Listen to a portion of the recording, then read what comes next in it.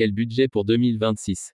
Alors que la France n'a toujours pas de gouvernement, la question des choix budgétaires semble de plus en plus pressante. Dans l'incapacité de faire adopter leur projet, Michel Barnier puis François Bayrou ont pris la porte. Le nouveau Premier ministre Sébastien Lecornu parviendra-t-il à obtenir l'adhésion des parlementaires et du peuple français sur ses choix budgétaires? C'est loin d'être gagné. D'autant que dans les rangs des observateurs, tout le monde y va de son petit conseil. Ce mardi, c'est l'économiste en chef de l'OCDE qui prévient, la France doit être très prudente sur ses finances dans les prochaines années, prévient Alvaro Pereira dans un entretien accordé à l'AFP. Établie à Paris, l'Organisation de coopération et de développement économique n'a qu'un rôle consultatif, mais ses conseils sont rarement ignorés. Selon son économiste en chef, il faut tirer les leçons de ce qui s'est passé dans des pays comme l'Italie, le Portugal et d'autres.